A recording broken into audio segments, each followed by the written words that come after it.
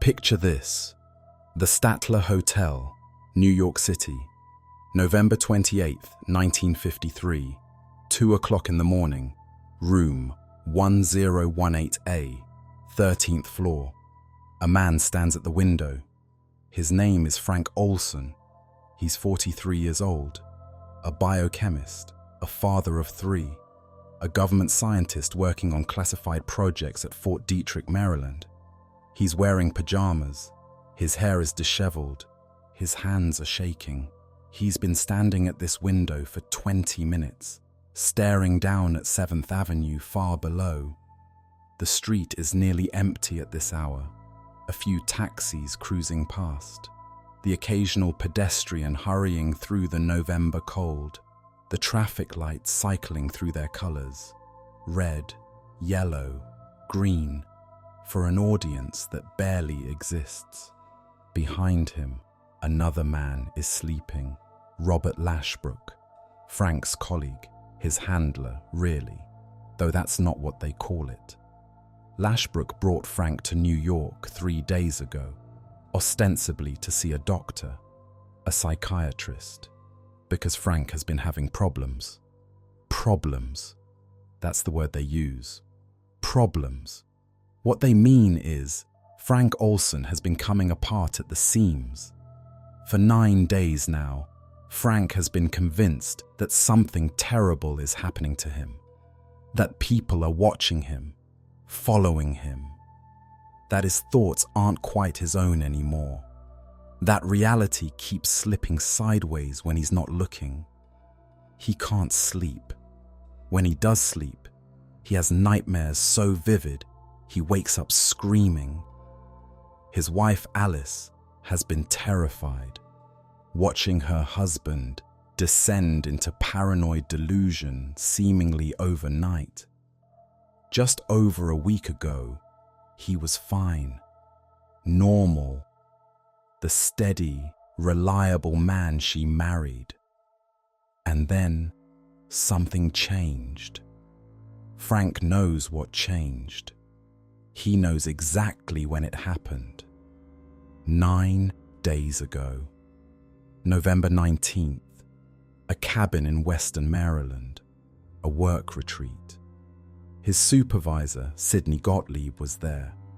After dinner, they all had drinks, Cointreau liqueur, served in small glasses, and someone, Gottlieb, Frank later learned, had put something in his drink. LSD, lysergic acid diethylamide, an extremely powerful hallucinogenic drug that the CIA had been experimenting with. 80 micrograms, slipped into Frank's after-dinner liqueur without his knowledge or consent. The trip had been horrifying, reality dissolving, paranoia flooding in, and when the drug wore off, when Frank should have returned to normal, something had broken inside his mind. The paranoia didn't fade. The fear didn't stop. He kept waiting to come down, to feel like himself again. But 9 days later, he's still falling. Standing at this window now, Frank Olson is terrified. Not of the height, not of the drop. He's terrified of what's inside his own head, of what they did to him, of what else they might do, of secrets he knows that make him dangerous, of the possibility that this nightmare will never end. He's terrified that his mind isn't his own anymore. Lashbrook stirs in the bed behind him. Frank doesn't turn around.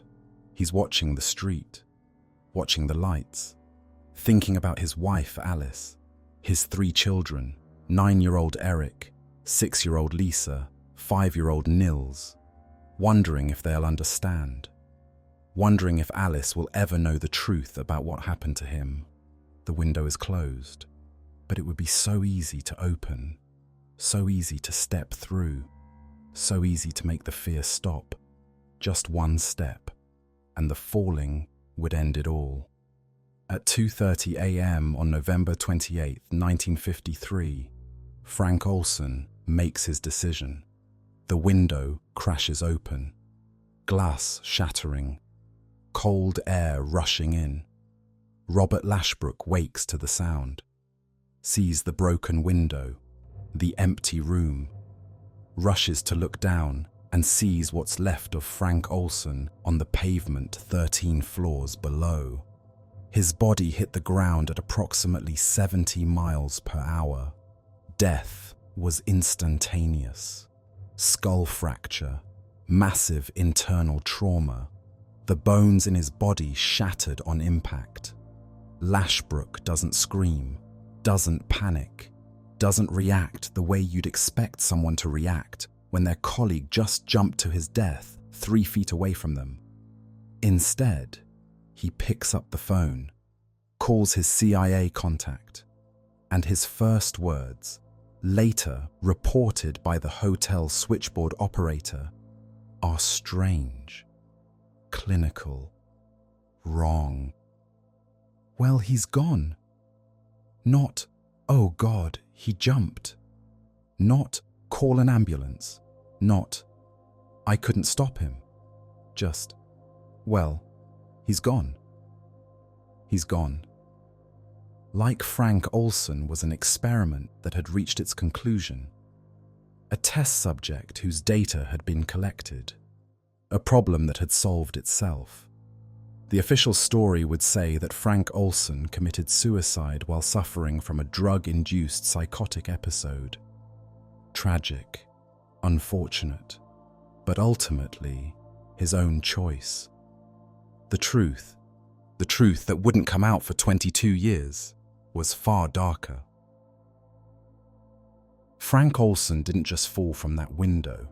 He was pushed, not physically perhaps, but psychologically, deliberately, systematically, by a program that treated human minds like laboratory equipment, that dosed American citizens with experimental drugs to see what would happen, that broke people just to see if they could be put back together, a program that operated in secret for 20 years, that experimented on thousands of unwitting victims, that destroyed families, erased memories, and drove people to madness and death, all in the name of national security. Frank Olson was the first casualty that we know about. He wasn't the last. This is the story of MK Ultra, the CIA's mind control program, the real-life horror show that makes every conspiracy theory suddenly seem plausible. The nightmare that proves sometimes the most terrifying monsters aren't fictional. They're bureaucrats with security clearances and unlimited budgets. Before we descend into this nightmare, I want to ask something. If you believe these dark truths need to be remembered, if you believe government atrocities shouldn't be buried and forgotten, you can help by liking this video and subscribing to the channel. Your support allows us to keep digging through the archives, to keep the light shining on the shadows our institutions would prefer stay dark. Tonight, we're going to descend into America's hidden laboratories, into the psychiatric hospitals and university research centers where the impossible happened, where science became torture, where healing became destruction, where the United States government conducted experiments that would make the Nazis look restrained. We'll trace the birth of the mind control obsession in the paranoid heart of the Cold War. We'll meet Sidney Gottlieb, the CIA scientist who spent 20 years trying to crack open the human mind like a safe. We'll enter the sealed rooms where prisoners, psychiatric patients, and ordinary citizens were dosed with drugs, subjected to electroshock, kept in sensory deprivation until their minds broke.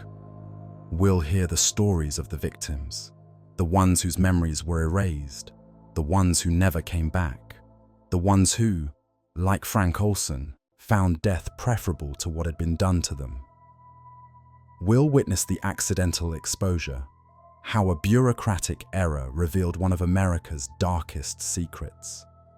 We'll see how this real horror inspired decades of fiction, from Stranger Things to The Bourne Identity, and how the fictional versions are somehow less disturbing than reality.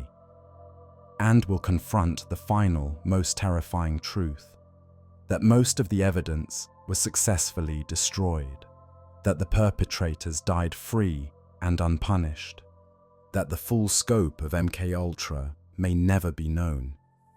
This is not a story about mind control. The CIA never achieved that, despite trying desperately. This is a story about what happens when an institution decides that its goals justify any means. When national security becomes permission to torture. When human beings become acceptable losses in the pursuit of power. This is the story of MKUltra, the American nightmare that actually happened. Welcome to the Midnight Archives. To understand MKUltra, you have to understand the fear that created it. The year is 1945. World War II has just ended. The United States and the Soviet Union, allies in defeating Nazi Germany, are already eyeing each other with suspicion and hostility. The Cold War is beginning, though it doesn't have that name yet. It's a new kind of war, not fought with tanks and bombers, but with espionage and propaganda, with nuclear weapons held in reserve, poised to end civilization if anyone dares use them, with proxy conflicts in distant countries, with paranoia and mistrust seeping into every level of society, and most terrifying of all, with the battle for the human mind. The communist threat, as Americans understood it, wasn't just military, it was ideological. They believed that communism could spread like an infection, converting people through propaganda and indoctrination, that Soviet agents could infiltrate American institutions, that loyalty itself could be reprogrammed. And then came Korea. In 1950, North Korea invaded South Korea. The United States intervened. American soldiers were sent to fight in the mountainous Korean peninsula, a conflict that would drag on for 3 brutal years. And when some of those American POWs came home, something was wrong. They made confessions, public statements denouncing America, praising communism. Some refused repatriation, choosing to stay in North Korea rather than return home. They spoke like they'd been changed, converted, their minds somehow altered by their captivity. The word that emerged, whispered at first, then shouted in headlines, was brainwashing. The Chinese and North Koreans, Americans believed, had developed techniques to control the human mind, to erase a person's identity and beliefs and replace them with something else, to turn loyal Americans into communist puppets. It was terrifying, not because it was necessarily true. Much of the brainwashing narrative was later revealed to be more propaganda than fact, but because Americans believed it was true. And belief is what matters when you're funding government programs. The logic was simple, seductive, and horrifying. If the enemy can control minds, we need to control minds first. We need to develop the same techniques, perfect them, weaponize them. We need to fight fire with fire, even if that means burning our own citizens in the process. The CIA, America's intelligence agency, took up the challenge. And in the paranoid, anything-goes atmosphere of the early Cold War, they were given almost unlimited resources and almost no oversight. The result was a series of programs with names that sound almost whimsical: Project Bluebird, Project Artichoke, and finally, starting in 1953, Project MKULTRA. MK stood for the CIA's Technical Services Staff. ULTRA was a reference to the Nazi encryption program the Allies had cracked during World War II. A bit of dark irony, considering what was about to happen. The mission, stated in bureaucratic language that masked its horror: research and development of chemical, biological, and radiological materials capable of employment in clandestine operations to control human behavior. In other words, can we control what people think, feel, and do? Can we erase memories, implant false ones, create assassins who don't know they're assassins, break enemy agents, make our own agents immune to torture? Can we play God with the human mind? The answer the CIA settled on was, let's find out. And if some people get destroyed in the process, well, that's what acceptable losses means. The timeline of CIA mind control programs reads like a descent into madness. 1950. Project Bluebird begins. The goal is relatively modest: develop better interrogation techniques. How do you make someone talk? How do you detect if they're lying? How do you protect your own agents from enemy interrogation? The methods are already troubling: hypnosis, truth serums, sensory deprivation. But compared to what's coming, Bluebird is almost quaint. 1951. The project is renamed Artichoke. Why? Because in the intelligence community, when you want to expand a program's scope and budget, you give it a new name. Makes it easier to hide from oversight. Artichoke is where things get darker. The questions become more aggressive. Can we make someone forget they've been interrogated? Can we create amnesia on demand? Can we make someone do something against their will, commit a crime, assassinate someone, and then forget they did it? The methodology expands. More drugs, stronger drugs, longer periods of isolation and sensory deprivation. The boundaries of what's acceptable in the name of research start to dissolve. But Artichoke is still relatively small, limited funding. Compartmentalized operations, a program that exists but doesn't dominate the CIA's attention. That changes in 1953. April 13th, 1953, CIA Director Allen Dulles approves a new program. Bigger than anything before it, better funded, more ambitious, with a scope that's breathtaking in its audacity. The official name, MK Ultra. The budget, $25 million, approximately $300 million in today's money. And that's just what we know about. Black budget programs have a way of acquiring additional funding that never appears in official records.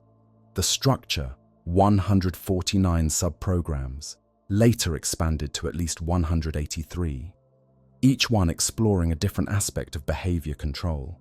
Some focused on drugs, others on hypnosis, electroshock, sensory deprivation, verbal abuse, sexual humiliation, torture. The scope. At least 80 institutions were involved: universities, hospitals, prisons, pharmaceutical companies. Many of them didn't know they were working for the CIA. The money was laundered through front organizations with innocuous names. And at the center of it all, directing the symphony of horror, was a man named Sidney Gottlieb. If you're picturing a Hollywood villain, someone obviously sinister, cruel eyes, dramatic scars, you'd be completely wrong. Sidney Gottlieb looked like someone's harmless uncle. He was short, stocky, with a receding hairline and thick glasses. He had a clubfoot from birth, which gave him a distinctive limp. He spoke softly, carefully, with the precise diction of a scientist. In his personal life, he was almost absurdly wholesome. He lived on a small farm in rural Virginia with his wife and children. They grew their own food, raised goats, kept bees. Gottlieb was an expert in folk dancing. He and his wife would host square dances in their barn. Every Christmas, he grew fir trees and donated them to children's hospitals. A good neighbor, a devoted father, a man who cared about organic farming and traditional crafts. At work, Sidney Gottlieb was one of the most prolific architects of human suffering in American history. He had a PhD in chemistry from Caltech. Brilliant mind, innovative thinker, the kind of person who could solve problems other people couldn't even conceptualize. The CIA recruited him in 1951, and by 1953, they'd put him in charge of MKULTRA. For the next 20 years, Gottlieb would oversee experiments that destroyed hundreds, possibly thousands of lives. He personally approved the dosing of unwitting subjects with LSD. He authorized electroshock treatments at voltages far beyond medical standards. He signed off on sensory deprivation experiments that drove people insane. He ordered the creation of brothels where prostitutes would drug clients, while CIA agents watched through two-way mirrors, taking notes on the victim's degradation. And he did it all with the calm demeanor of a man reviewing quarterly reports. Because to Gottlieb, that's what it was. Research, data collection. The human subjects weren't people in any meaningful sense. They were experimental units, variables in an equation, acceptable losses in the pursuit of scientific advancement. "We need to be as ruthless as the enemy," he reportedly said. "The communists won't hesitate to use any method, no matter how extreme. Neither can we." The logic is seductive, isn't it? We're the good guys. We're fighting monsters. So if we have to become monsters ourselves, just temporarily, just in the laboratory, then that's what national security requires. It's the same logic that's been used to justify atrocities throughout history. We're different. Our cause is just. The ends justify the means. But here's what that logic ignores. The means are the ends. What you do is what you are. And what Gottlieb did was torture people, not enemy combatants, not foreign spies, American citizens, his own countrymen, people who never volunteered, who never consented, who never even knew what was being done to them. And he did it while raising his children and tending his beehives and dancing with his wife in their barn. That's the real horror of Sidney Gottlieb. Not that he was a monster, but that he was so thoroughly, banally human, that he could compartmentalize, that he could separate the part of himself that loved his family from the part that destroyed other families, that he could go home at night and sleep peacefully after approving experiments that would drive people to suicide. Because if someone like Sidney Gottlieb, someone so ordinary, so wholesome, so seemingly good, could do what he did, then anyone could. Under the right circumstances, with the right justifications, with the right institutional backing. That's the lesson of MK Ultra. The monsters aren't special. They're not different from us. They're just people who were given too much power and told that certain other people don't matter. And that should terrify you more than any demon or ghost. Because demons aren't real. But men like Sidney Gottlieb are. And in 1953, the CIA gave him almost unlimited resources and almost no oversight, and told him to figure out how to control the human mind. What happened next was inevitable. Lysergic acid diethylamide, LSD-25, acid. In the 1950s, it was a new drug, synthesized by Swiss chemist Albert Hofmann in 1938. But its psychoactive properties weren't discovered until 1943, when Hofmann accidentally absorbed some through his skin and experienced what he called a kaleidoscope of colors, and a remarkable state of consciousness. By the early 1950s, psychiatric researchers were cautiously exploring its therapeutic potential. Could it help treat depression, alcoholism? Could it unlock repressed memories? The CIA saw something else. A weapon. Sidney Gottlieb became obsessed with LSD. He saw it as the key to everything MK Ultra was trying to achieve. A truth serum. A way to break enemy agents. A method to erase memories or implant false ones. A tool to create confusion, compliance, control. But to understand what LSD could do, you needed to test it. And the CIA wasn't interested in careful, ethical, clinical trials with informed consent and proper medical supervision.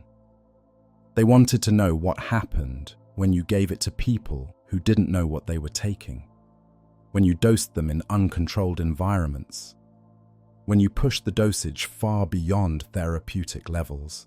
They wanted to know what it took to break someone, so they started dosing people.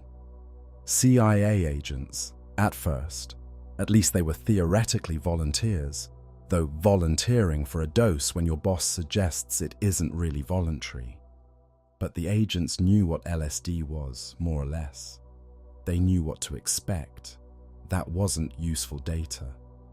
Gottlieb wanted to know what happened when someone had no idea what was happening to them, when the drug hit without warning, when reality dissolved and the victim had no framework to understand why.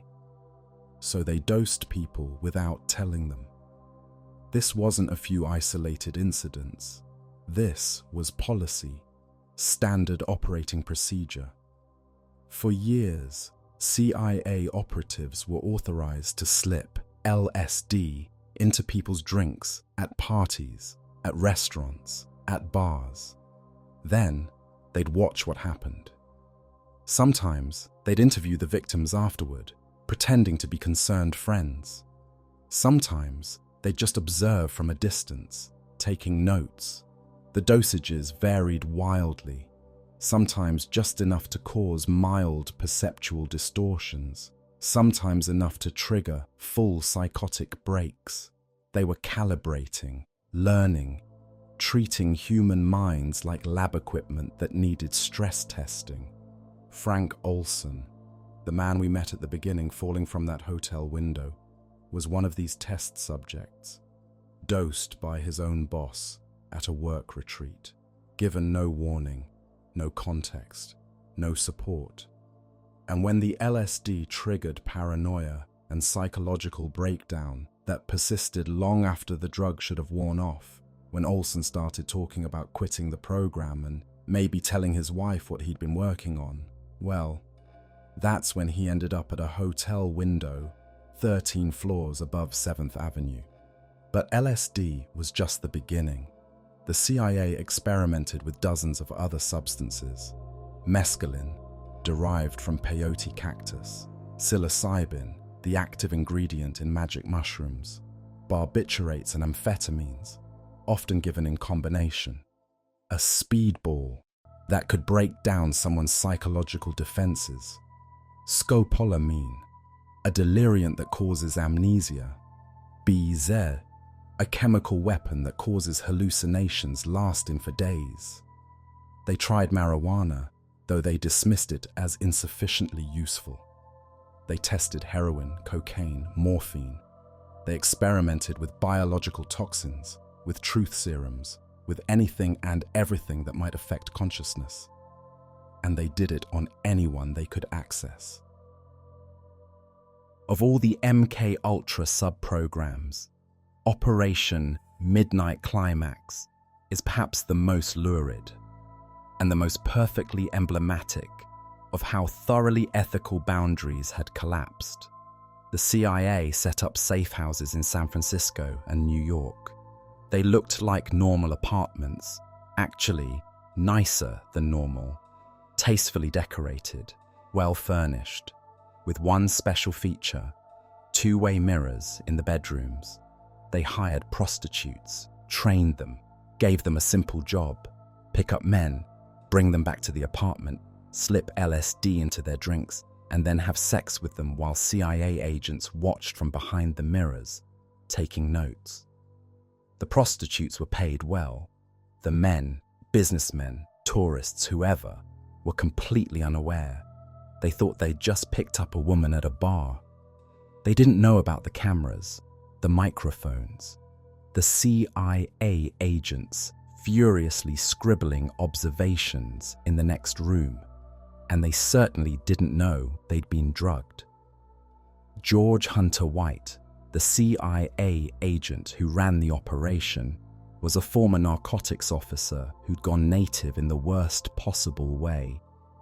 He seemed to genuinely enjoy the work, the voyeurism, the power, the transgression of it all.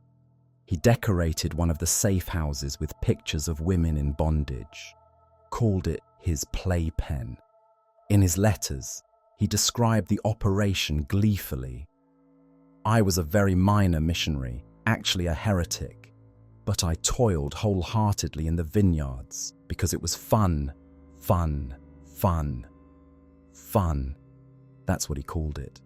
Dosing unwitting men with powerful psychedelics and watching them have sex while their minds came apart. Fun. The operation ran for nearly a decade. How many victims? We don't know. The records were destroyed, but it was dozens at minimum, possibly hundreds. And what did the CIA learn from this grotesque invasion of privacy and bodily autonomy? Not much. The data was essentially useless. Turns out that watching drugged men have sex with prostitutes doesn't actually teach you how to control the human mind. But they kept doing it anyway. Because they could. Because no one was stopping them. Because the culture of MKULTRA was one where anything, absolutely anything, could be justified as research. If you want to understand the absolute nadir of MK Ultra, you need to meet Dr. Ewan Cameron. He was the polar opposite of Sidney Gottlieb in presentation. Where Gottlieb was soft-spoken and unassuming, Cameron was charismatic, prestigious, politically connected. A psychiatrist who'd served as president of the American Psychiatric Association, the Canadian Psychiatric Association, and the World Psychiatric Association. A man who'd helped evaluate Nazi war criminals at the Nuremberg trials.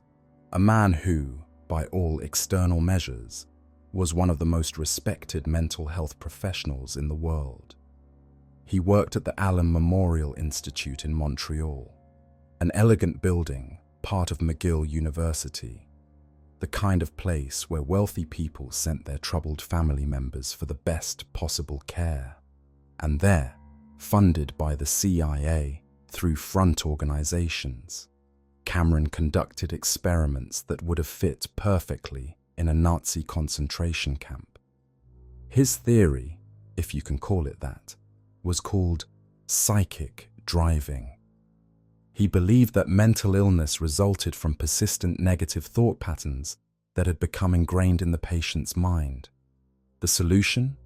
Erase those patterns completely, break down the patient's existing personality, reduce them to a blank slate, then rebuild them from scratch with healthy patterns. It's based on a fundamental misunderstanding of how human consciousness works.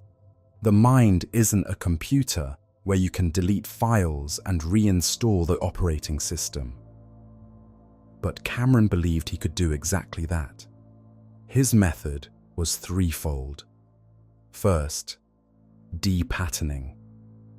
Break down the existing personality completely. How? Drug-induced comas lasting days or weeks. Patients would be injected with a combination of barbiturates and other drugs that kept them unconscious for extended periods. Some patients spent months in a drug-induced sleep, waking only briefly before being put under again. While they were unconscious or semi-conscious, Cameron would administer electroshock therapy, but not normal electroshock. Normal ECT uses about 150 volts. Cameron used 20 to 40 times the standard voltage. He'd perform the procedure 2 or 3 times daily instead of the standard 3 times per week. He called it intensive electroshock. The seizures these shocks caused were violent enough that patients sometimes fractured their own bones. The electricity scrambled their neural pathways so thoroughly that they'd wake up, if they woke up, with no idea where they were, who they were, or what was happening. That was the goal. Complete disorientation. The erasure of identity. Second, extended sensory deprivation. Patients would be placed in isolation, sometimes in darkness, sometimes with white noise playing constantly, sometimes with football helmets over their heads, arms in straitjackets, unable to move or sense anything. Kept like this for days or weeks. Human beings need sensory input. Without it, the mind turns on itself. Hallucinations develop. Time becomes meaningless. The sense of self begins to dissolve. After extended sensory deprivation, patients would emerge in a state Cameron called differential amnesia, unable to remember who they were or significant portions of their lives. Again, that was the goal. Third, psychic driving. Once the patient's mind had been effectively erased, Cameron would begin the rebuilding process.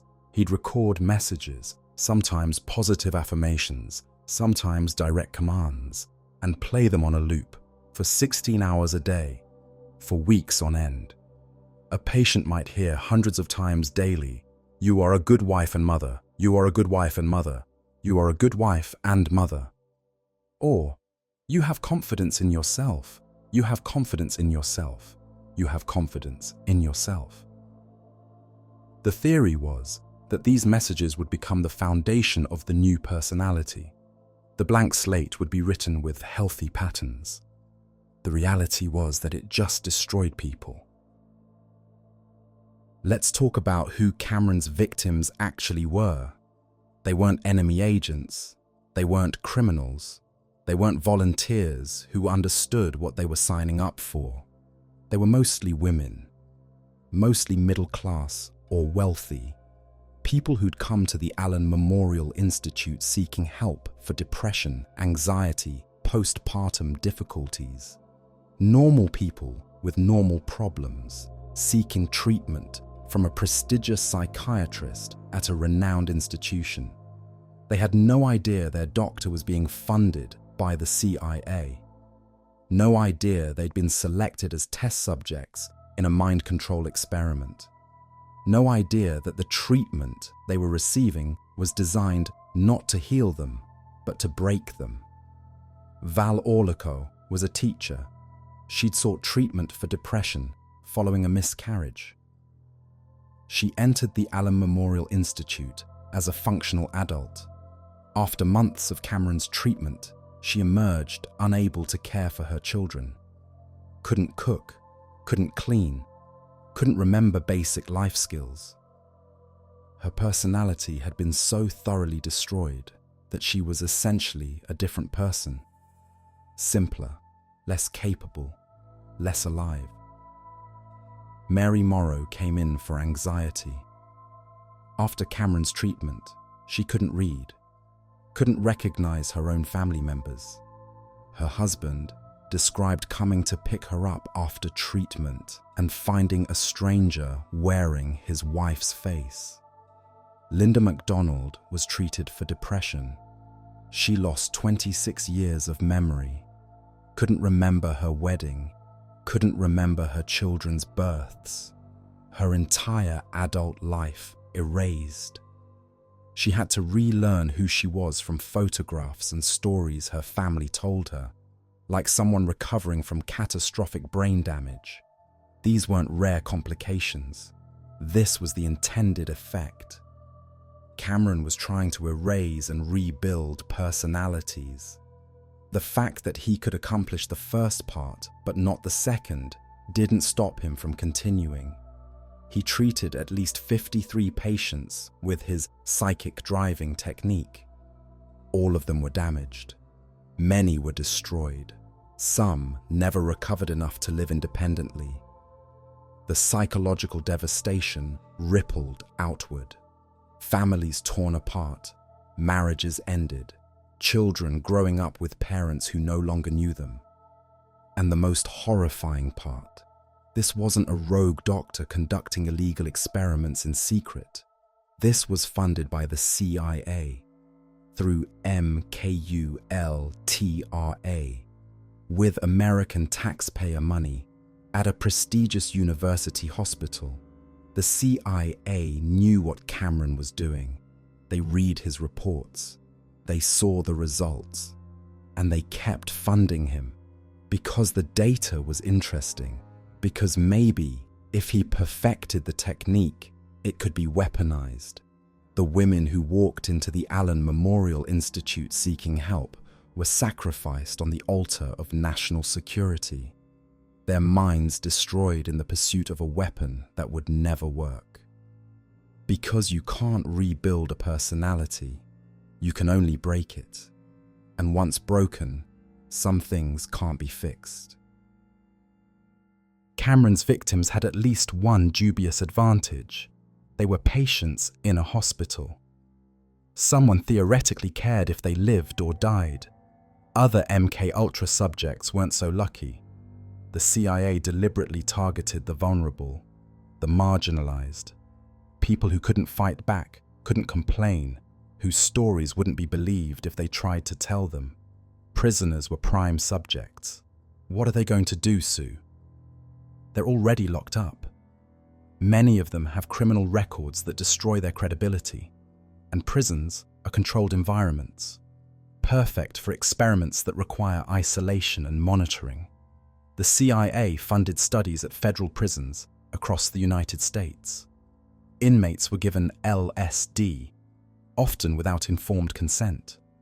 They'd be told they were testing new medications, without being informed those medications were powerful psychedelics. Some were kept on LSD for months, dosed daily or weekly, to study the long-term effects. At the Addiction Research Center in Lexington, Kentucky, a federal prison for drug offenders, inmates were used as test subjects for years. The pitch was simple: participate in research and get early parole consideration, or access to their drug of choice as payment. These men, mostly black and brown men, because that's who America incarcerates, were given cocktails of drugs far beyond anything they'd taken on the street. LSD combined with morphine, mescaline with amphetamines, experimental compounds that didn't even have names yet. The researchers kept detailed notes on how the drugs affected behavior, what made someone compliant, what made them paranoid, what broke them. Some prisoners experienced permanent psychological damage. We'll never know how many. The records were destroyed. Psychiatric patients were another prime target. Who's going to believe a schizophrenic who says the CIA is experimenting on them? The accusation itself sounds like a delusion. It's the perfect cover. Patients in mental hospitals were subjected to many of the same experiments as Cameron's victims, sometimes without even the thin veneer of therapeutic intent. They were test subjects, pure and simple. Their existing mental health issues made them perfect for baseline comparison. How do you control a mind that's already compromised? Drug addicts, prostitutes, the homeless, anyone on society's margins, anyone without advocates, anyone whose death or permanent disability could be written off as just another casualty of a hard life. The CIA made a calculated decision about whose lives mattered, and they decided that certain people, prisoners, addicts, the mentally ill, the poor, were expendable. It's eugenics dressed up as science. It's the same logic that led to Tuskegee, to forced sterilizations, to every medical atrocity where doctors decided that some people are less human than others. And it happened here, in America, in living memory. One of the most terrifying aspects of MK Ultra had nothing to do with drugs. It was simply darkness, silence, isolation. Sensory deprivation experiments were conducted at multiple facilities. The methodology was simple. Place a person in an environment with no external stimuli, no light, no sound, no human contact, nothing to see, hear, touch, smell, or taste. Then observe what happens to their mind. The CIA built special chambers for this. Some were completely dark rooms, soundproofed, with minimal furniture. Subjects would be placed inside for hours, days, sometimes weeks. Other setups were more elaborate. Water tanks where subjects floated in body temperature water, making even the sensation of gravity disappear. Sensory deprivation hoods, soundproof boxes barely larger than a coffin. The results were predictable and horrifying. Within hours, most subjects began to hallucinate. Visual hallucinations, shapes moving in the darkness, colors that weren't there. Auditory hallucinations, voices, music, sounds that had no source. Tactile hallucinations, the sensation of being touched when no one was there. Time distortion was universal. Without external cues, no day-night cycle, no meals at regular intervals, no human interaction to mark the passage of time. The internal clock broke down. Minutes felt like hours. Hours disappeared entirely. Subjects would estimate they'd been in isolation for days when it had been hours, or vice versa. Cognitive function deteriorated rapidly. Thinking became difficult. Memory became unreliable. The sense of self began to blur and dissolve. Who are you when there's nothing to define you? When there's no input, no interaction, no reflection of yourself from the outside world? Some subjects experienced what researchers clinically called ego death, the personality structure dissolving, the sense of being a distinct individual evaporating, leaving behind something that wasn't quite a person anymore, just raw consciousness floating in darkness, terrified and alone. And the psychological damage was often permanent.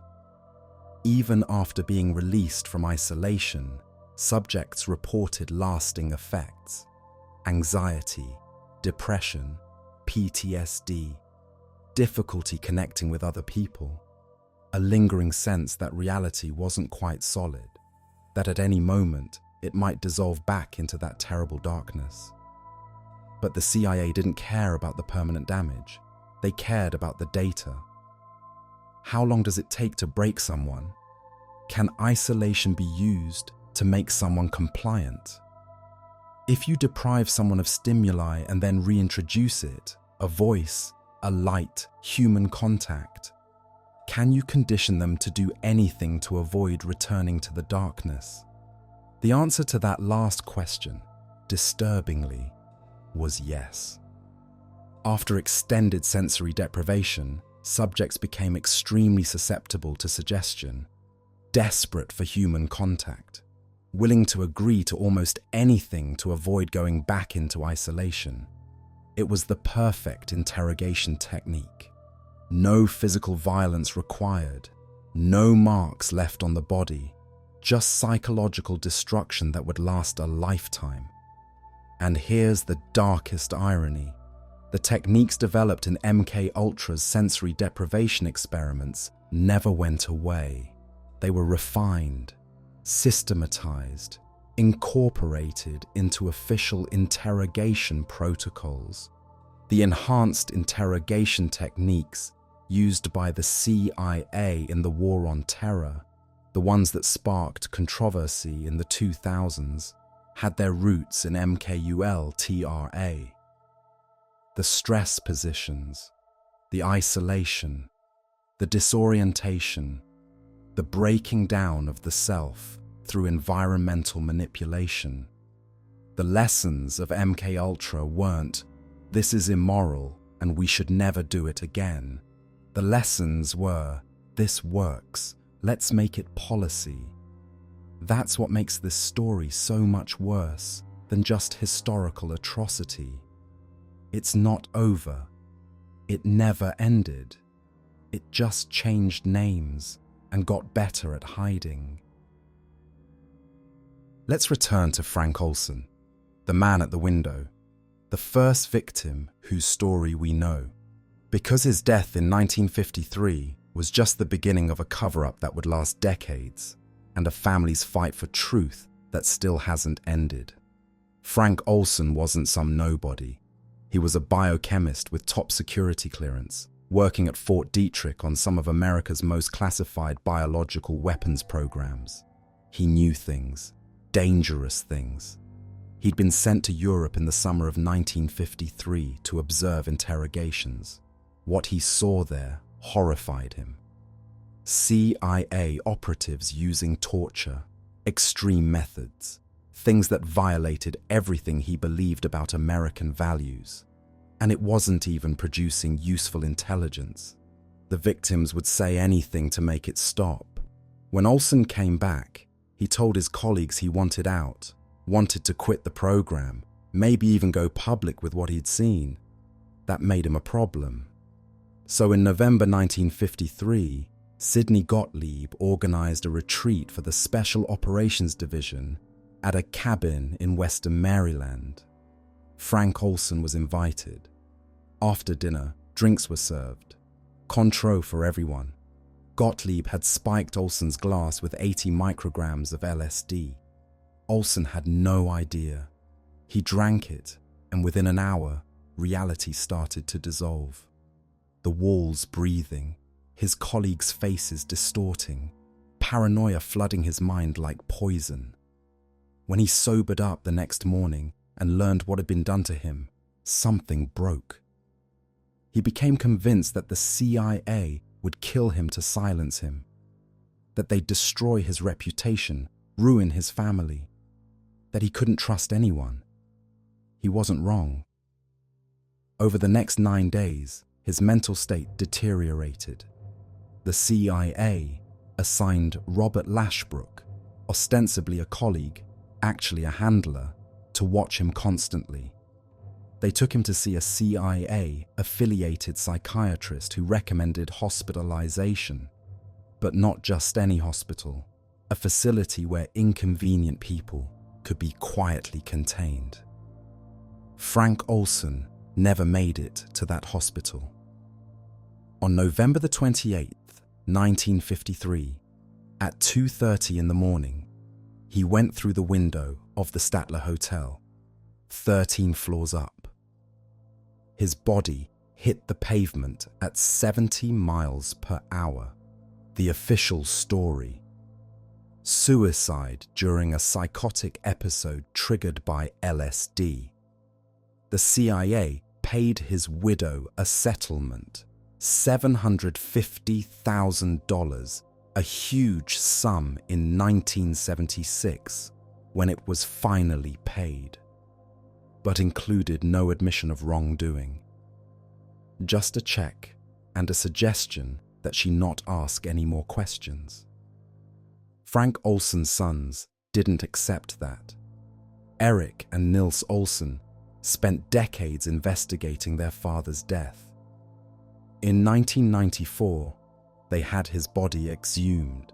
What the forensic examination revealed was disturbing. Frank Olson's skull showed signs of blunt force trauma to the head, injuries consistent with being struck before going out the window. There was no glass in his wounds from the window. he'd allegedly crashed through. The forensic pathologist's opinion, Frank Olson was likely unconscious or already dead before he went out that window. This wasn't suicide, it was murder. The CIA has never admitted this. The official story remains suicide. But think about what this means. A government scientist sees atrocities being committed in his program's name. He wants out. So his supervisors dose him with a powerful psychedelic without his consent, driving him into a psychotic state. Then, when he doesn't recover and becomes a liability, someone kills him and stages it as suicide. And the government covers it up for 22 years, pays off the family, destroys the evidence. Frank Olson didn't fall from that window. He was pushed by an institution that had decided he knew too much and cared too much and was therefore expendable. He was murdered by the program he'd served, and his death was just the one we know about. How many other deaths were written off as suicides? How many other accidents were actually assassinations? How many people who learned too much or objected too loudly simply disappeared? We'll never know. The files were burned. But death, at least, is final. Some MKUltra victims endured something worse. They survived, but the person they'd been didn't. Velma Orlikow went to see Dr. Ewan Cameron in 1956 because she was struggling with depression after a miscarriage. She was a teacher, a wife, a mother, a functional adult. Cameron diagnosed her with anxiety and depression and recommended treatment at the Allen Memorial Institute. Over the next few months, Velma was subjected to Cameron's full protocol: drug-induced comas, massive electroshock, sensory deprivation, tape loops playing messages into her unconscious mind. When she emerged, she couldn't remember basic aspects of her life. Couldn't care for her children, she'd forgotten how. Couldn't maintain her household. Couldn't teach. Her personality had been so thoroughly erased that her family described her as a different person. She'd lost herself, not metaphorically, literally. The woman who entered the Allen Memorial Institute was gone. What came out was someone wearing her face, but lacking her memories, her skills, her sense of self. Her husband, David Orlikow, later described picking her up from the hospital. I didn't recognize the person I was taking home. She looked like my wife, but she wasn't her. The woman I married was gone. Mary Morrow's story is even more heartbreaking because of how ordinary her initial complaint was. Anxiety, just anxiety, the kind of thing millions of people experience and treat successfully with therapy or mild medication. Dr. Cameron's treatment left her unable to read. She'd lost the ability to recognize written words, a skill she'd had since childhood, erased. She couldn't recognize her own family members' faces. She'd look at her husband of 20 years and see a stranger. The brain damage was so severe that she had to be cared for like a child for the rest of her life. And this was a woman who'd come in with anxiety, treatable, manageable anxiety. But perhaps the most devastating case is Linda McDonald. She was a young mother in her 20s when she sought treatment for postpartum depression. She'd just had her second child and was feeling overwhelmed, a completely normal, common experience. Dr. Cameron subjected her to months of de-patterning and psychic driving, drug-induced comas, electroshock at voltages far beyond safe limits, sensory deprivation, the full horror show.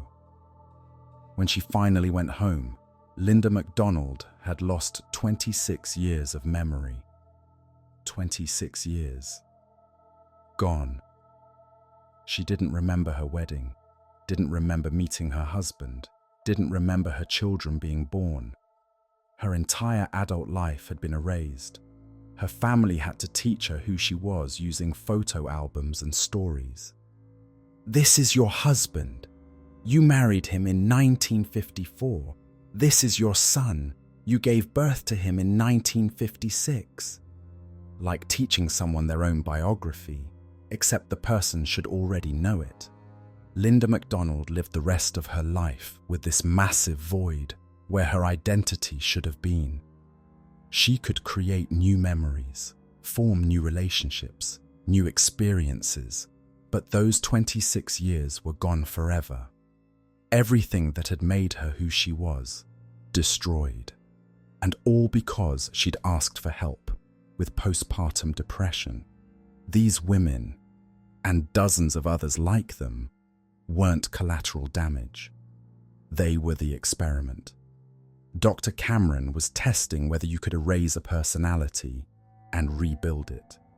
He proved you could accomplish the first part. The second part never worked. But he kept trying, patient after patient, destroying lives in the pursuit of a technique that would never function as intended. And the CIA kept funding him.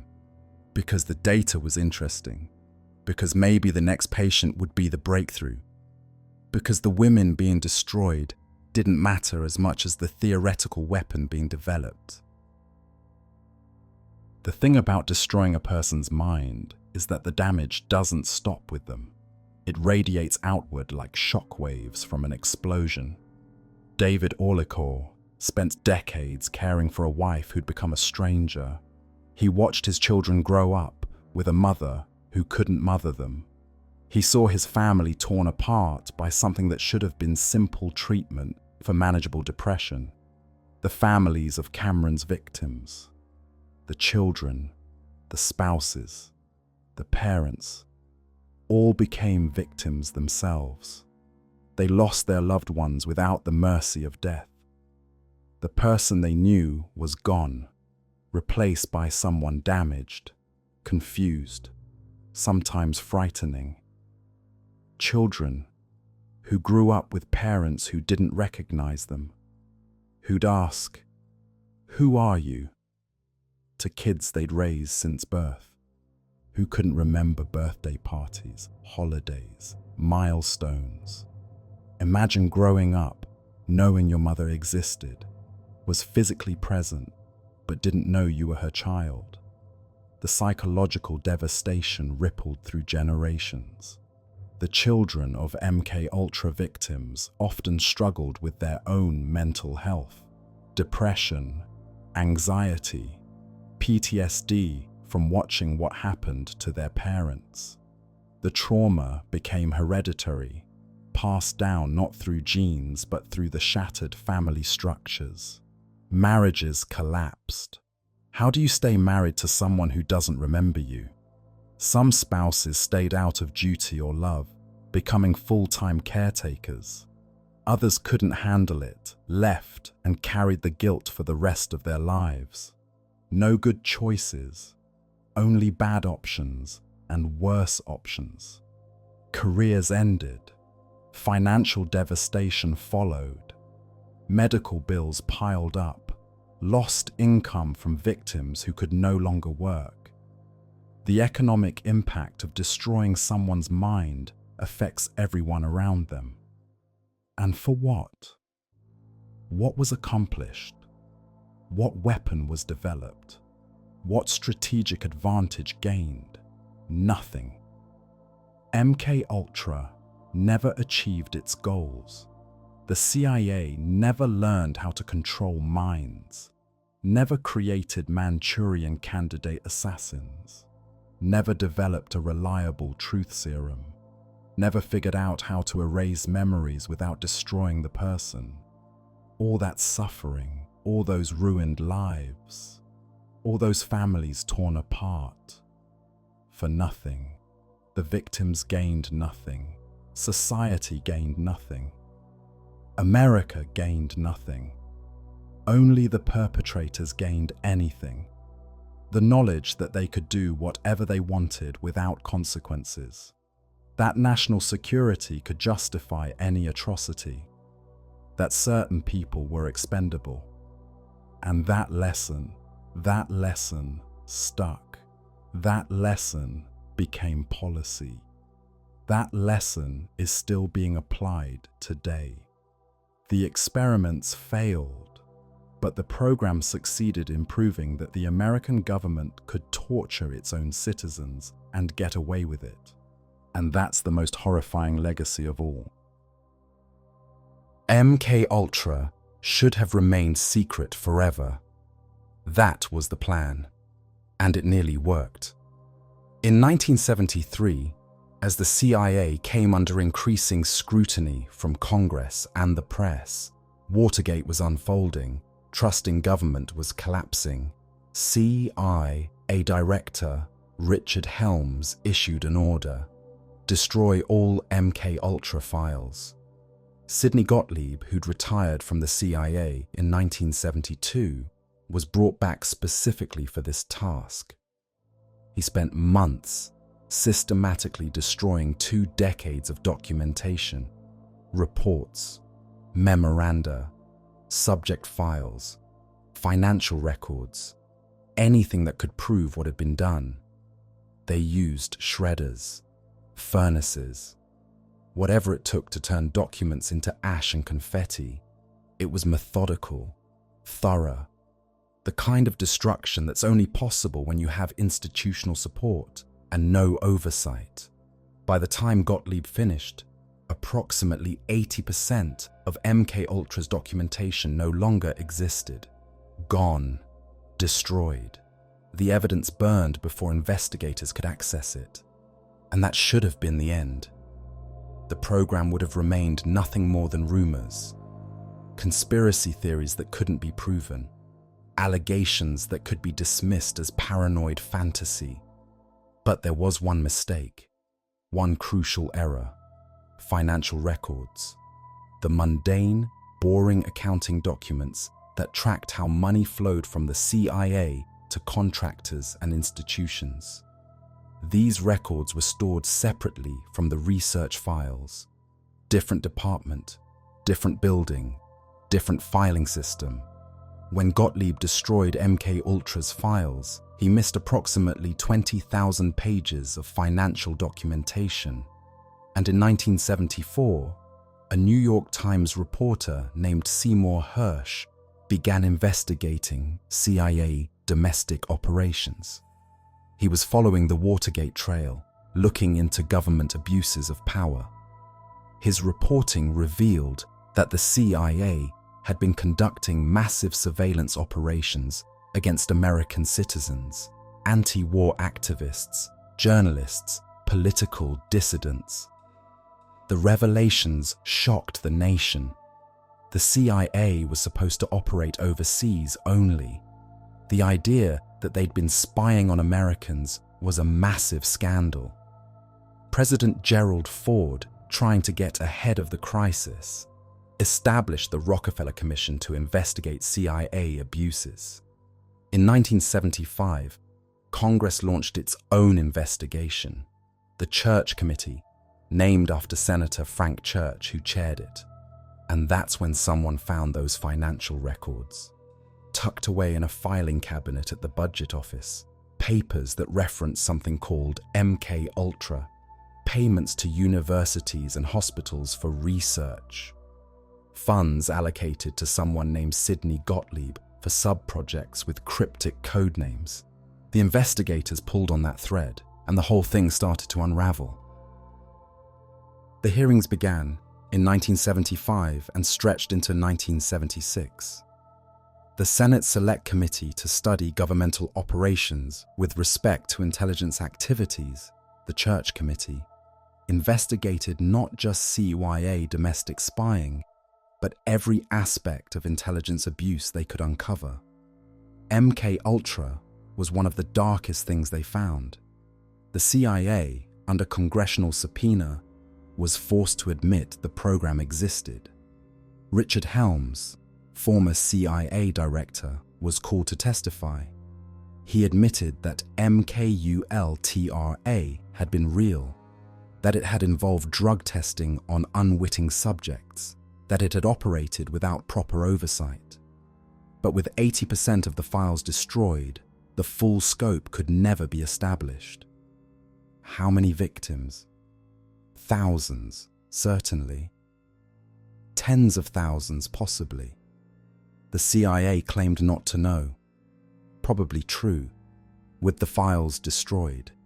Even they couldn't give accurate numbers. Which institutions were involved? At least 80.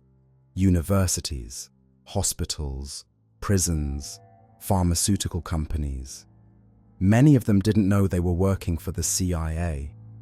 The funding had been laundered through front organizations with innocuous names.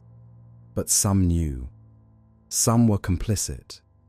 We'll never know which ones, or how deeply involved they were. How many deaths? Unknown. Frank Olson was the only one the CIA officially acknowledged, and even then, only after his family's decades-long fight. How many other suicides were actually murders? How many accidents were covers?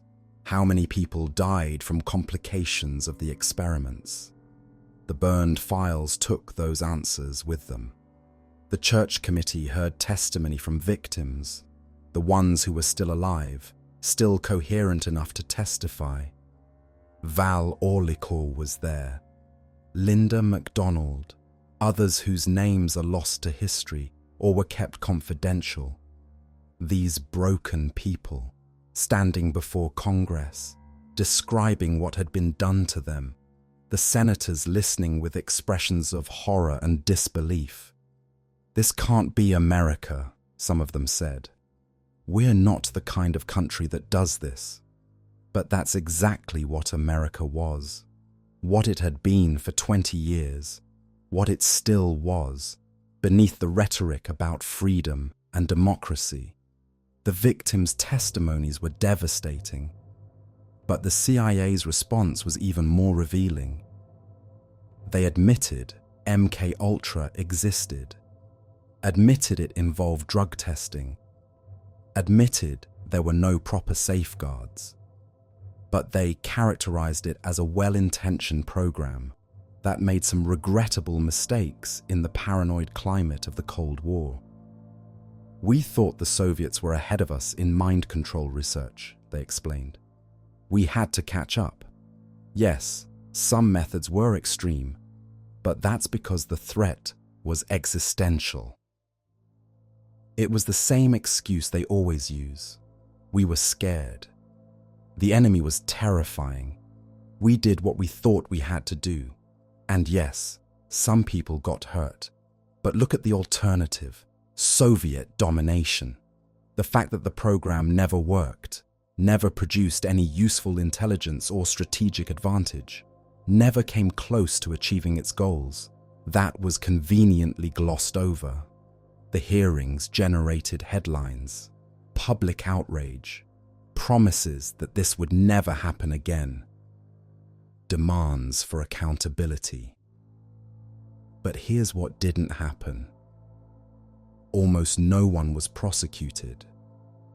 Sidney Gottlieb was never charged with any crime. He retired to his farm, grew his Christmas trees, danced with his wife, and died peacefully in 1999 at age 80. No trial, no prison, no punishment.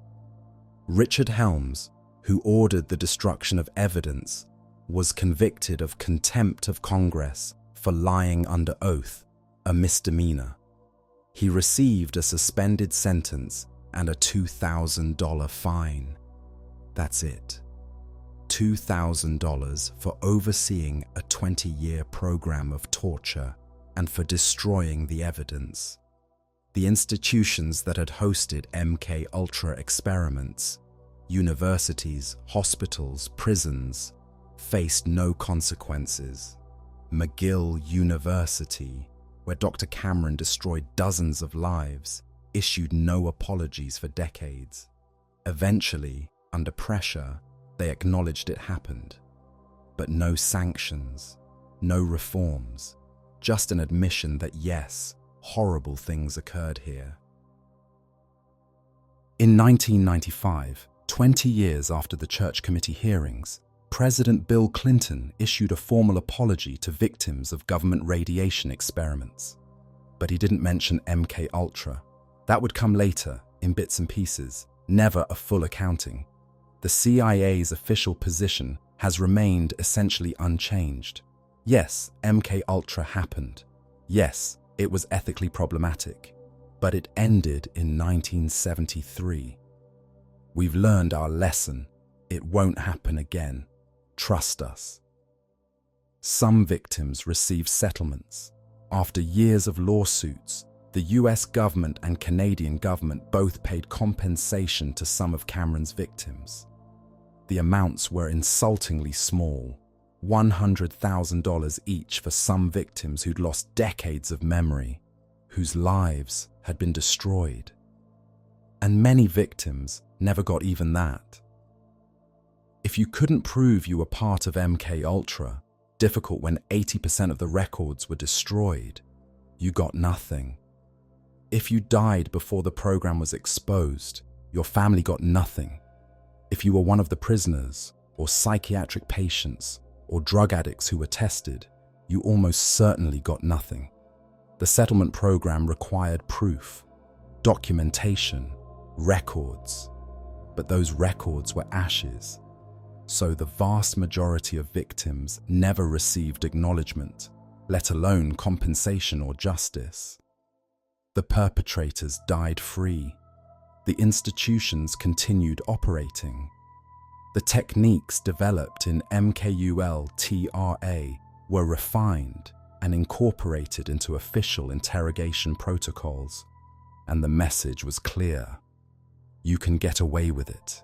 If you're a government agency operating in the name of national security, you can torture, you can kill, and the worst you'll face is an apology decades later and some modest payouts to the victims who can prove what was done to them. That's not justice. That's barely acknowledgement. It's certainly not accountability. The experiment was exposed, but the experimenters were protected, and that tells you everything you need to know about power, about institutions, and about who matters and who doesn't in America. The destruction of 80% of MK Ultra's files means we're permanently blind to most of what happened. We'll never know how many people were subjected to experiments. The estimates range from hundreds to tens of thousands. Without the files, it's impossible to know. The CIA says they don't know either. Convenient, given they destroyed the evidence. We'll never know which universities participated knowingly. Some institutions can be documented through the surviving financial records, but others, they were funded through front organizations. The money was laundered, the connection to the CIA hidden. Some universities probably had no idea their research was part of MKULTRA. Others definitely knew and participated willingly. We can't tell which was which. We'll never know how many people died as a direct result of the experiments. Suicides, drug overdoses, deaths during electroshock treatment, complications from surgical procedures, killed because they knew too much. The body count is lost to history. We'll never know the full scope of drugs tested. LSD, yes, mescaline, barbiturates, amphetamines, we know about those. But the program tested dozens of compounds, some of which were experimental, didn't have names, were never used again. What were they? What did they do to people? The formulas were in the destroyed files. We'll never know what else was tested. The 149 sub-programs we know about cover drugs, electroshock, sensory deprivation, hypnosis, verbal abuse, sexual humiliation. But there were sub-programs whose purpose was never documented in the surviving records. Blank spaces in the numbering, projects that existed but whose nature is now unknown. What were they? What methods were so extreme they made the destroyed files essential? We'll never know if the program actually ended in 1973. The CIA says it did, but they also said it didn't exist at all until forced to admit otherwise. Programs can be renamed, reorganized, given new code names and new budget lines. The techniques that were developed, the knowledge that was gained, did it disappear? Or did it get folded into new programs under different names? The absence of evidence is its own kind of horror. A void where the truth should be. Questions that can never be answered because someone burned the answers. And that was intentional. The destruction of evidence wasn't a panicked response. It was calculated, methodical. They knew exactly what they were doing. They were erasing accountability, making sure future investigators would never know the full truth, protecting the institution at the expense of justice for the victims. It worked. Here's the thing about MKUltra that makes it so insidious. It validates every paranoid fantasy about government overreach, every conspiracy theory about the CIA experimenting on citizens. True, MKUltra did that. Every fear about the government drugging people without consent. True. Operation Midnight Climax and countless other sub-programs did exactly that. Every anxiety about doctors and institutions secretly working for intelligence agencies. True.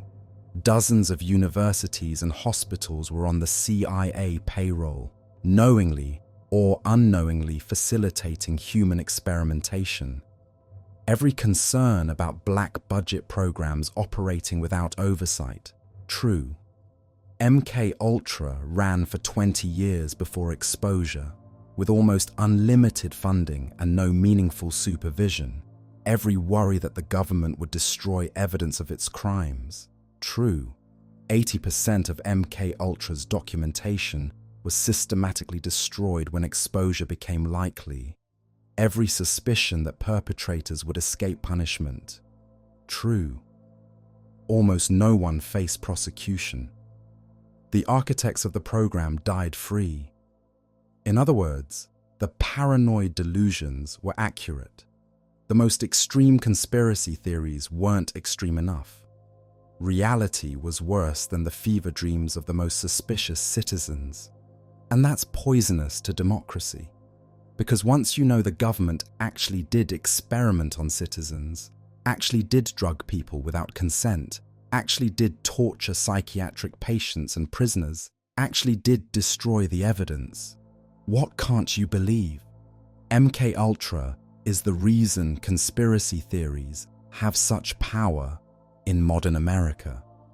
Because we have proof that sometimes the conspiracies are real. Sometimes the government is lying. Sometimes the most horrifying explanation is the true one. It's the gift that keeps giving to conspiracy theorists.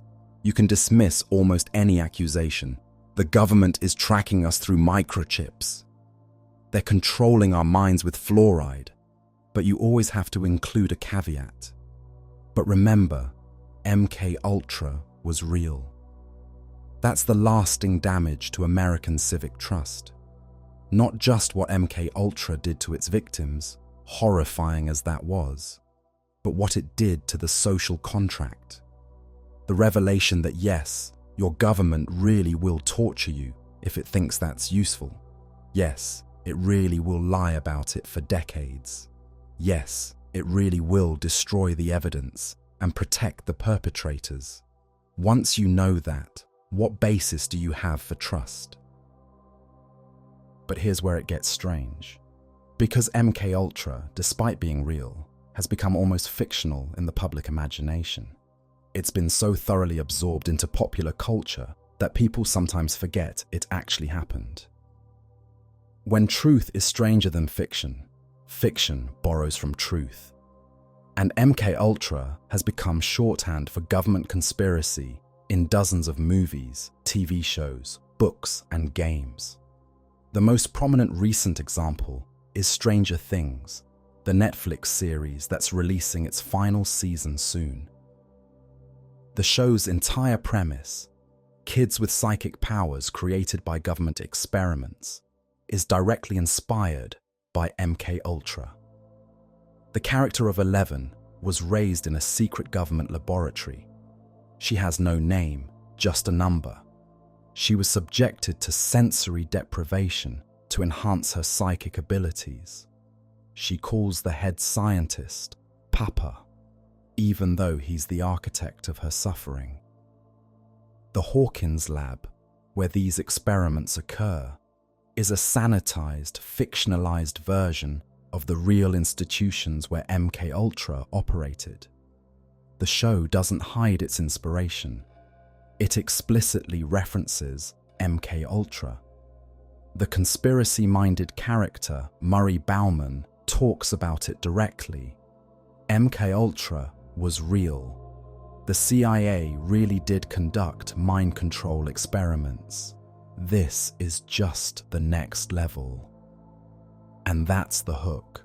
Stranger Things works as horror sci-fi because the foundation is real. The government experiments on children with psychic powers. That's fiction. But the government experiments on children without consent. That's history. The supernatural abilities are invented. The institutional abuse is documented. The critical difference is that Stranger Things gives us a heroic narrative. 11 escapes. She fights back. She uses her powers to defeat monsters. She gets revenge on her abusers. She finds a family who loves her. There's trauma, yes, but there's also agency, power, justice. The real victims of MK Ultra got none of that. They didn't develop superpowers. They didn't escape to fight another day.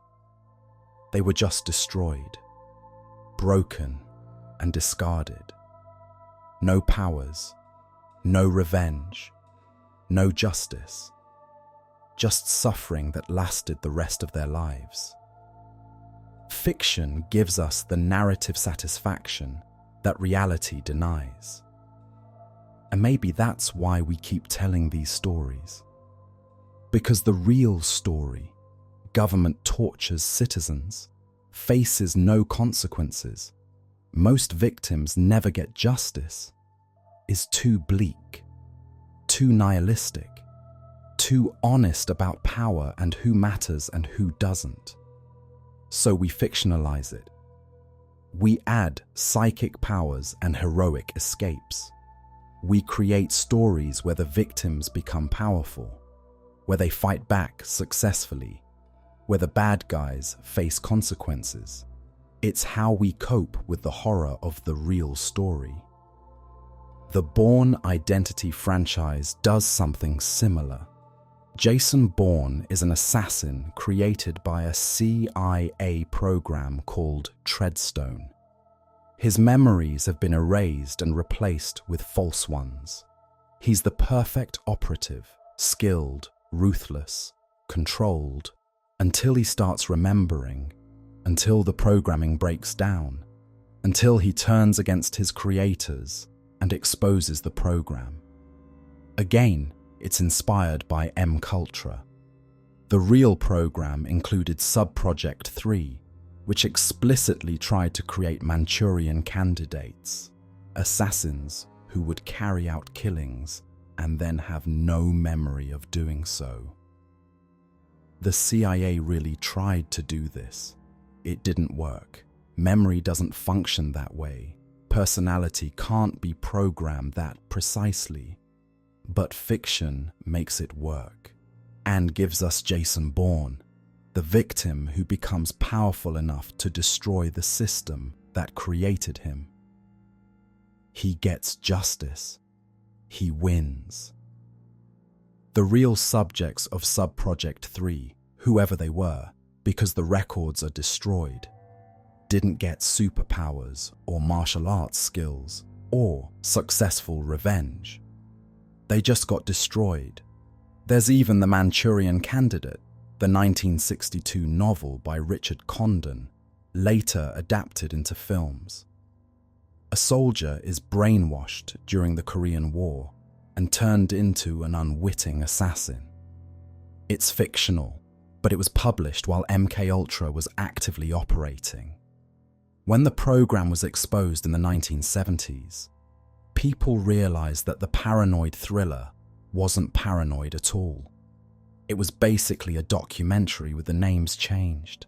The fears the novel played on, that the government could control minds, that soldiers could be programmed as assassins, were exactly what the CIA was trying to achieve. Fiction anticipated reality, or reality inspired fiction. The line blurs.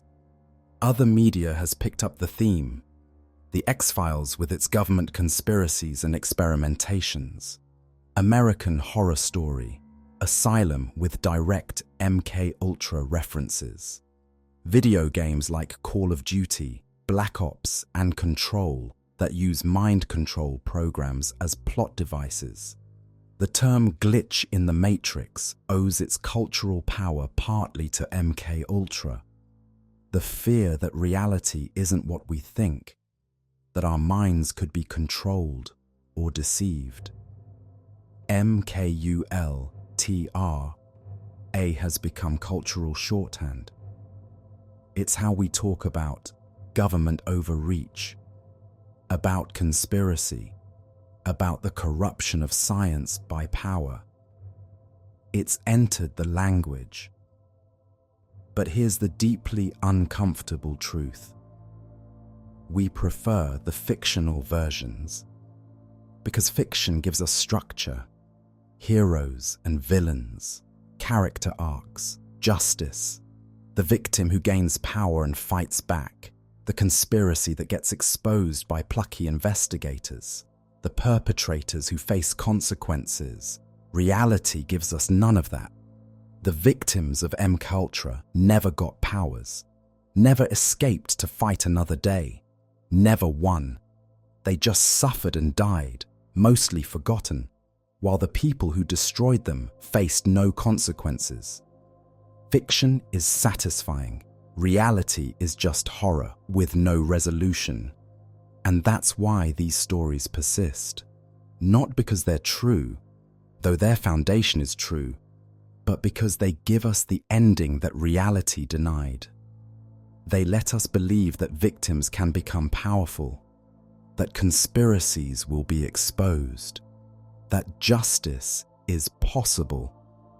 The real MKUltra doesn't offer those comforts.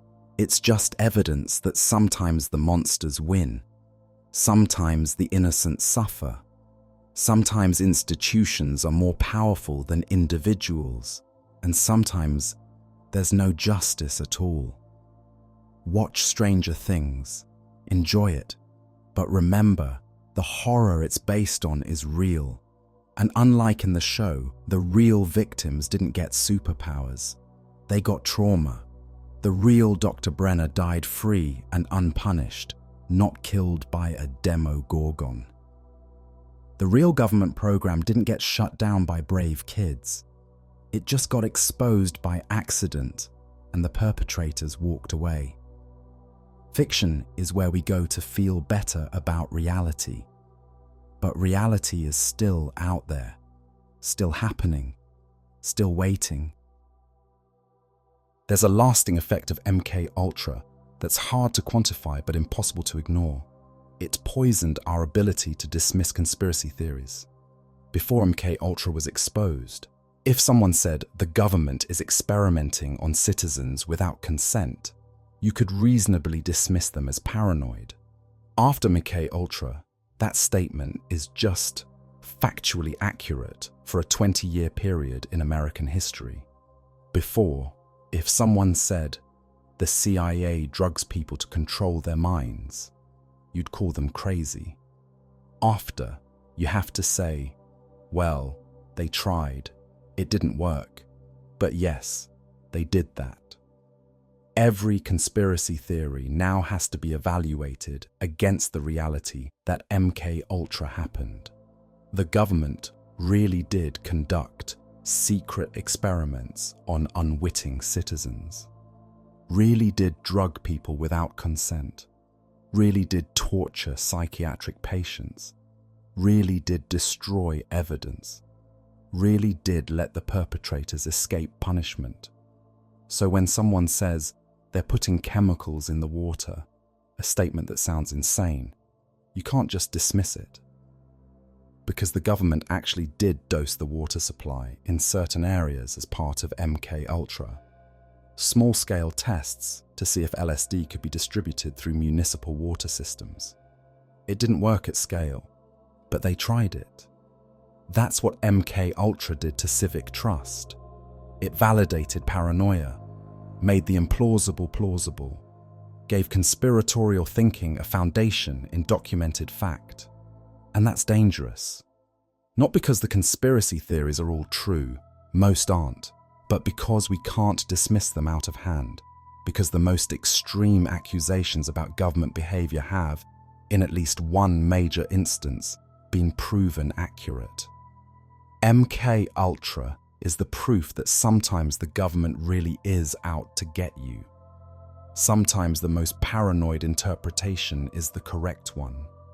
Sometimes institutions really are that corrupt, that ruthless, that willing to sacrifice citizens for abstract strategic goals. And once you know that, once you've internalized that knowledge, it changes how you see everything. When the government says, "Trust us, this is for national security," well, they said that about MK Ultra too. When institutions say, "We have strict ethical oversight," so did the hospitals and universities involved in MK Ultra, and that oversight failed completely. When scientists say, "We would never experiment on humans without consent," except dozens of prestigious researchers did exactly that for 20 years. The conspiracy theorists won. Not because all their theories are true, but because at least one of them, the big one, the foundational one about government mind control experiments, turned out to be real. And that's MK Ultra's most insidious legacy. It's not just the victims it destroyed. It's not just the families it tore apart. It's the wound it left in American democracy, the permanent suspicion, the reasonable paranoia, the knowledge that sometimes the most horrifying explanation is the accurate one. You can't fix that with an apology. You can't heal it with a settlement. That damage is permanent. And that brings us to the present, to the questions we can't answer because we don't have access to classified information, to the uncertainties that make MK Ultra not just history, but ongoing concern. Did the research actually stop in 1973? The CIA says yes, but the CIA also said MK Ultra didn't exist at all until forced to admit otherwise. Their credibility on this topic is approximately zero. What we know, intelligence agencies don't usually destroy research they've spent millions of dollars and 20 years developing. Even if the research didn't achieve its stated goals, it generated data, knowledge, techniques. What happened to that knowledge? Did it just evaporate? Or did it get absorbed into new programs with new code names and new oversight, or lack thereof? We don't know. We can't know. The only people who could answer are the ones with security clearances, and they're not talking. What we do know, some of the techniques developed in MK Ultra definitely continued. The sensory deprivation methods, the isolation protocols, the stress positions, the psychological torture that leaves no physical marks.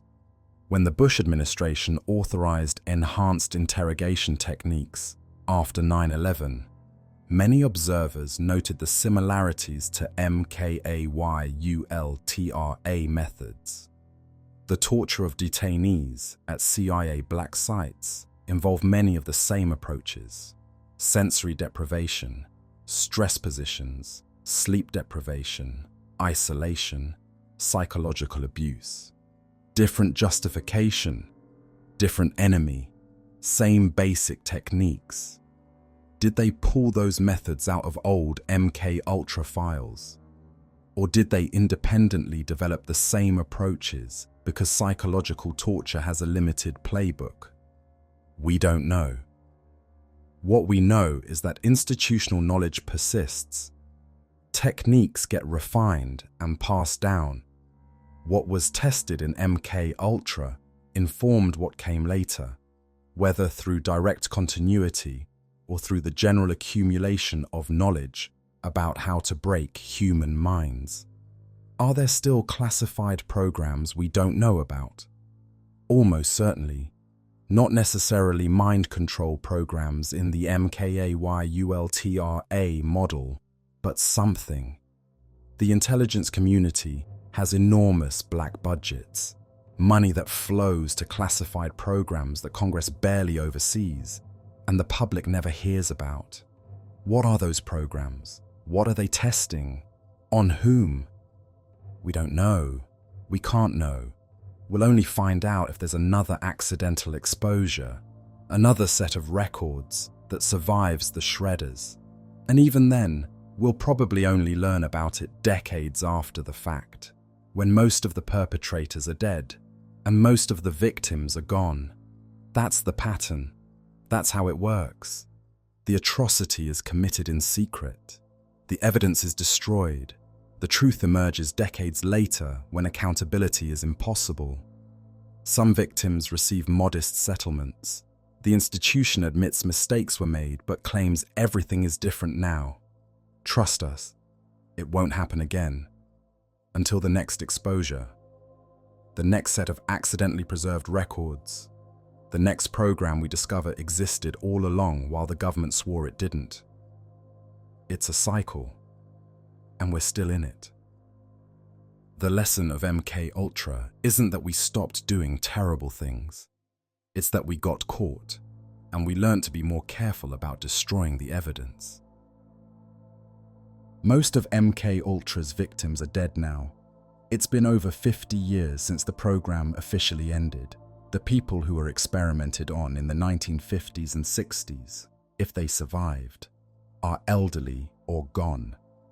Frank Olson's sons are still fighting for a full accounting of their father's murder. They've never gotten it. The CIA maintains the official story: suicide during a psychotic episode. The evidence suggesting murder is dismissed as conspiracy theory. The family's lawsuit was dismissed on national security grounds. The families of Cameron's victims in Canada eventually received compensation after decades of litigation. In 1988, the US government paid $750,000 to be distributed among the victims. Split among dozens of destroyed lives, it worked out to roughly $100,000 each. Canadian victims sued their own government and received similar amounts. But many victims never knew they were part of MK Ultra. They were psychiatric patients or prisoners who were experimented on and then released or died. Their involvement never documented in ways that survived the file destruction. They never received acknowledgement, never got compensation. Their families never learned the truth.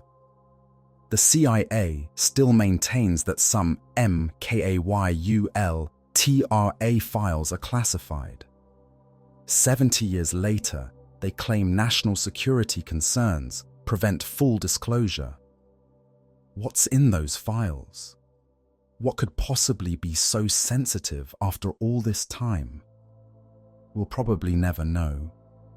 The files will stay classified until everyone involved is dead, until the information is historically irrelevant. until it can be released without consequences. That's how accountability dies. Not with a dramatic suppression, but with bureaucratic delays that stretch across decades until everyone who could be held responsible is safely beyond punishment. Here's what we need to understand about MK-Ultra. The program failed.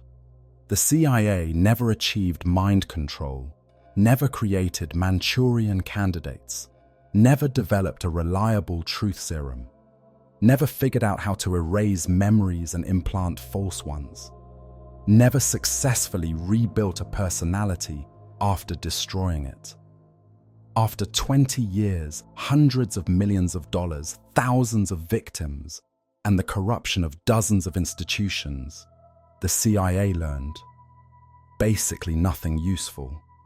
The techniques they developed were unreliable at best, actively counterproductive at worst. Torture doesn't produce accurate intelligence. Victims will say anything to make it stop. Drug-induced amnesia is uncontrollable and destructive. Personality erasure works, but you can't put the pieces back together afterward. MK-Ultra was a scientific failure, a strategic dead end, a waste of resources. But that's not the real horror.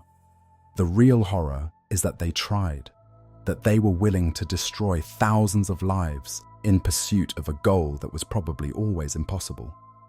That they had unlimited resources and no oversight. That they targeted the vulnerable, prisoners, psychiatric patients, the poor. That they corrupted science and medicine. That they lied to Congress, destroyed evidence, and protected the perpetrators. The real horror is that failure didn't stop them from trying. Year after year, victim after victim, the experiments continued even as the data showed they weren't achieving their goals. Because maybe the next subject would be different. Maybe the next technique would work. Maybe they just needed to push harder, dose higher, shock longer.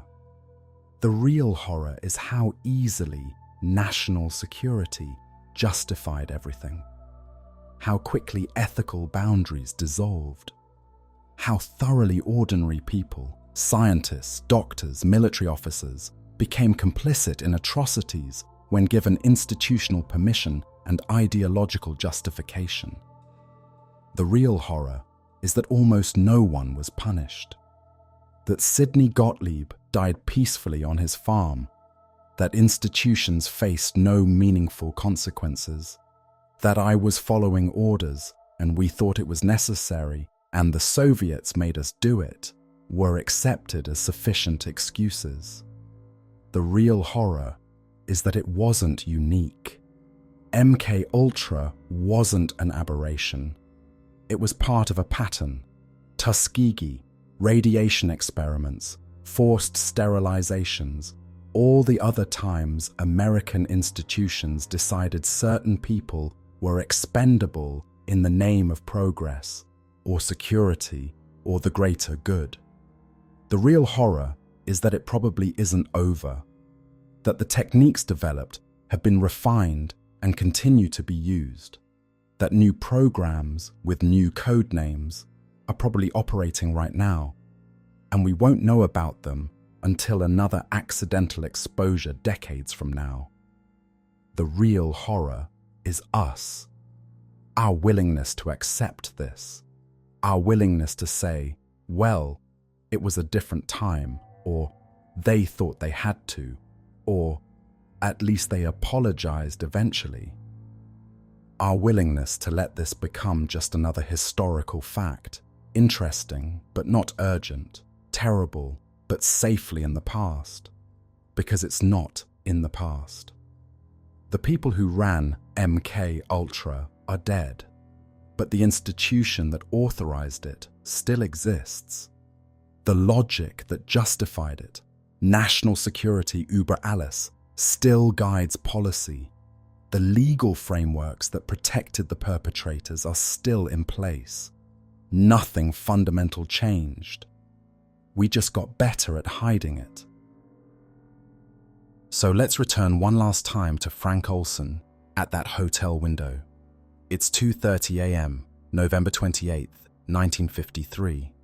He's standing at the glass, looking down at 7th Avenue, 13 floors below. Behind him, Robert Lashbrook is sleeping or pretending to sleep. The room is quiet, except for the distant sound of traffic. Frank knows what's about to happen. Has known for 9 days, since they dosed him, since reality started to fracture. He understands now that there's no escape. The CIA won't let him quit, won't let him talk, won't let him become a liability. He can see his future. Commitment to a psychiatric facility, permanently drugged, locked away. His family told he went mad, or an accident, or suicide, which is what they'll call it regardless.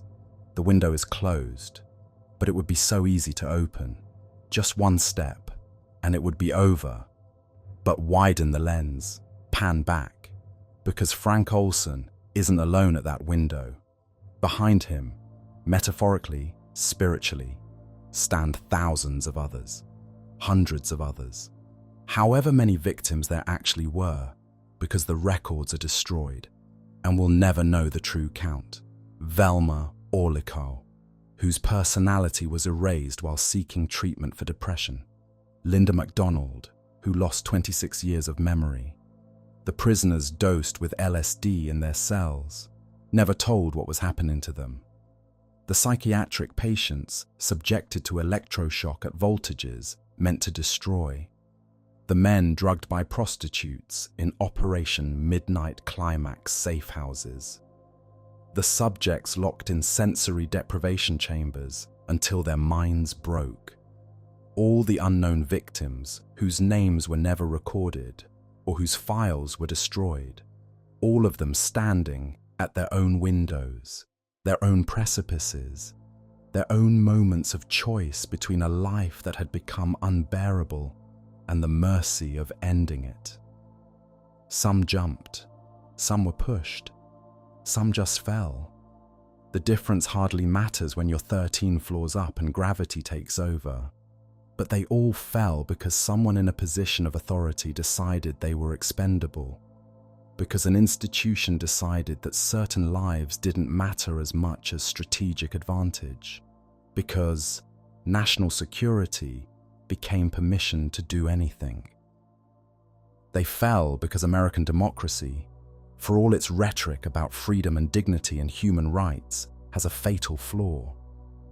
When power concentrates and operates in secret, when institutions can classify their crimes and destroy the evidence, when following orders is sufficient excuse, then atrocity becomes policy, and policy becomes routine, and routine becomes invisible.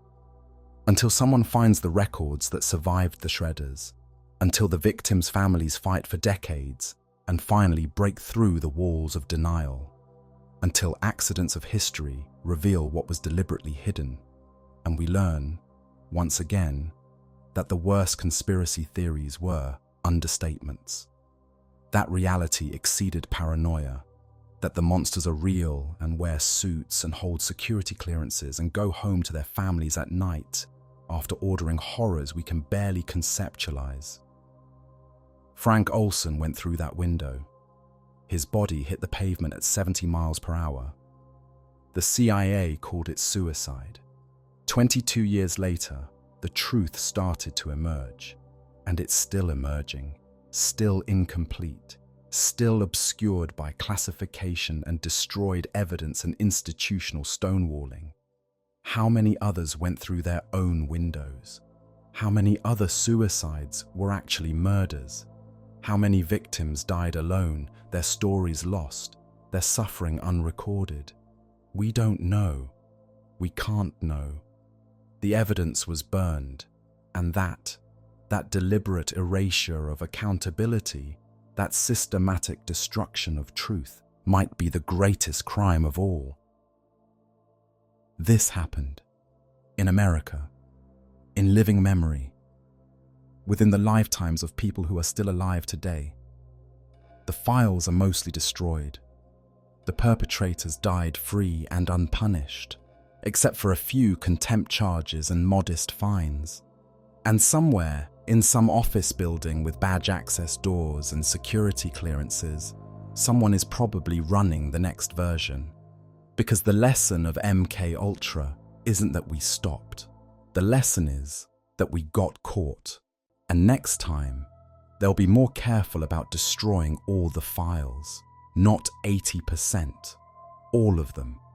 Welcome to the nightmare, the one that's real, the one that actually happened, the one that might still be happening, in forms we won't learn about until decades from now, when it's too late for justice.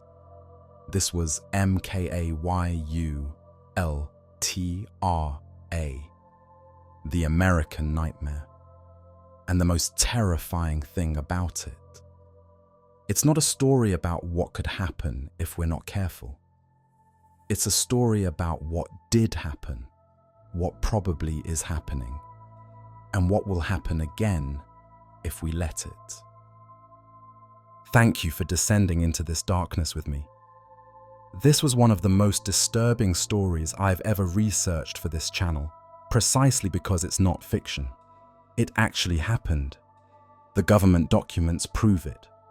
The victims' testimonies confirm it. The perpetrators admitted it eventually when they couldn't deny it anymore. If you found value in this deep dive into one of America's darkest secrets, please take a moment to like this video and subscribe to the Midnight Archives. Your support allows us to keep digging through the historical shadows, to keep telling the stories that institutions would prefer stayed buried. And here's a thought. If you're planning to watch the final season of Stranger Things when it drops, watch it with this knowledge in mind. Remember that the horror it depicts, government experimenting on children, is rooted in actual history. The fictional version gives us heroes and powers and justice. The real version just gave us victims and trauma and institutions that faced no consequences. Fiction is where we go to feel better about reality, but the reality is still there, still waiting to be acknowledged. Let me know in the comments. Did you know the full scope of MK Ultra before this video? Most people don't. It's not taught in schools. It's not prominent in American historical memory. It's easier to forget, to minimize, to dismiss as something that happened a long time ago. But the victims remember, the families remember, and we should remember too. Because forgetting is how it happens again. This has been the story of MK Ultra. The CIA's mind control program. The real-life horror that validates every conspiracy theory. The nightmare that proves sometimes the most terrifying monsters are bureaucrats with budgets and security clearances. Till next time, stay vigilant. Question authority. Remember that power without accountability inevitably becomes abuse. This has been the Midnight Archives.